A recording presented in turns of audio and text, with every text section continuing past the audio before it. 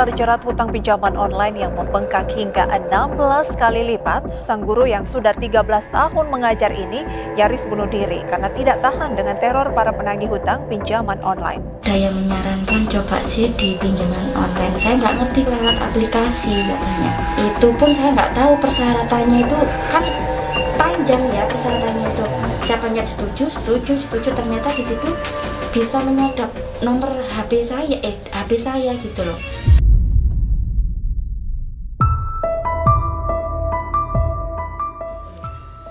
Aduh, memang pinjaman online itu udah jadi kayak solusi populer aja gitu. Bahkan seperti yang ibu guru tadi gitu, malah dia disaranin sama orang. Ya ampun, disaranin untuk memilih minjam ke pinjol coba. Aduh.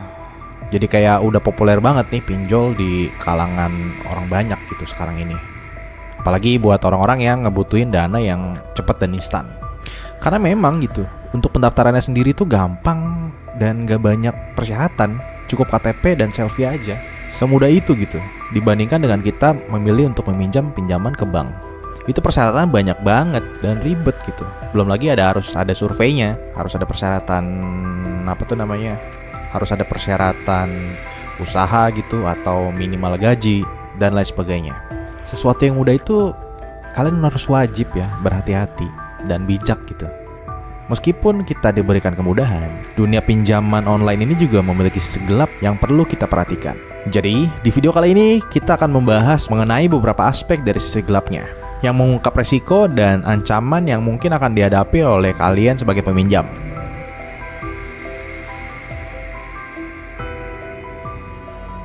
Salah satu aspek paling kontroversial dari dunia pinjaman online yaitu adalah biaya bunganya yang sangat-sangat tinggi dan selangit. Bunga yang seringkali jauh melebihi tingkat bunga yang ditawarkan oleh lembaga keuangan tradisional.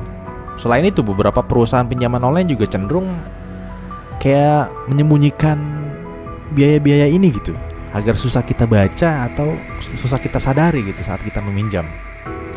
Jadi tiba-tiba itu bisa membuat total biaya pinjaman kita tuh jadi nggak terduga, bahkan berkali-kali lipat gitu bunganya. Banyak perusahaan pinjaman online juga menggunakan praktik penagihan yang agresif untuk mengumpulkan pembayaran dari para peminjam yang kesulitan dalam melunasi pembayarannya. Metode ini juga mencakup panggilan telepon yang berulang-ulang ya, serta pesan teks yang mengintimidasi, jadi kayak diteror gitu. Dan kadang bahkan ancamannya sampai melanggar etika penagihannya itu sendiri oleh apa disebutnya debt collector lapangan ya, atau disingkat sebagai DC lapangan biasanya itu istilahnya. Yang kadang bahkan ancamannya tuh melanggar etika ya. Tentunya dengan cara-cara seperti ini, itu pastinya bisa merusak mental dari si peminjam tersebut. Kalau sampai nggak kuat sama intimidasi yang mereka alami, bisa-bisa seperti ibu guru tadi yang sempat terpikir sampai ingin bunuh diri. Itu bahaya banget ya kalau udah kena sampai ke mental. Kira-kira itulah yang bakalan kalian alami gitu ketika memilih jalur pinjol seperti ini. Kemudian proses aplikasi pinjaman online ini tuh membutuhkan pengguna agar memberikan banyak data informasi pribadinya. Ya kalau dari aspek ini sih adalah tentunya resiko keamanan data pribadi kita ya. Dan sudah pasti nih banyak beberapa bukti-bukti bahwa banyak sekali aplikasi pinjol yang bisa melakukan peretasan ke handphone si penggunanya. Setelah handphonenya diretas itu, ada juga korban-korban yang fotonya dibuat menjadi bugil gitu. Jadi kayak dijadikan sebagai bahan untuk melakukan pengancaman bahwa fotonya tersebut tuh nantinya akan disebarluaskan ke banyak orang. Jahat banget ya. Bahkan sampai meneror gitu orang-orang yang berada di kontaknya. Jadi kalau bisa sih ya udahlah jauhi pinjol. Karena bahaya sekali gitu, apalagi yang ilegal ya.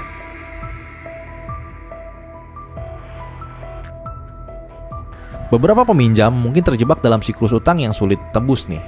Bahkan udah ada sampai istilah populernya ya, yaitu adalah gagal bayar alias galbay. Karena di pinjol ini sendiri tuh pasti ada bunga yang tinggi banget dan persyaratan pembayaran yang ketat.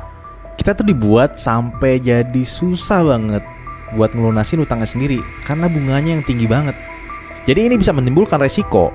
Si peminjam ini tuh bakalan terus bergantung pada pinjaman baru untuk membayar pinjaman yang lama. Ya kayak gali lubang tutup lubang lah. Jadi kayak menciptakan lingkaran setan yang sulit buat diatasi gitu.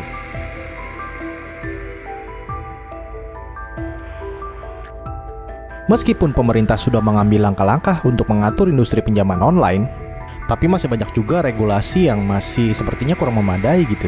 Ini sih bisa kasih kesempatan buat perusahaan yang nggak etis sebagai celah untuk beroperasi tanpa batasan yang jelas gitu. Pastinya ini juga meningkatkan resiko bagi para peminjamnya ya. Kesimpulannya, pinjaman online itu seperti memberikan kemudahan terhadap hidup kita. Tapi hati-hati, sesuatu yang mudah itu bisa jadi di masa depan akan membuat hidup kita tuh semakin sulit. Hati-hati. Pinjol ini tuh punya sisi gelap yang harus kita waspadai banget. So kesimpulannya, jangan gunain solusi yang instan lah. Itu pastinya bakalan membuat kalian tuh hidup jadi sulit gitu intinya.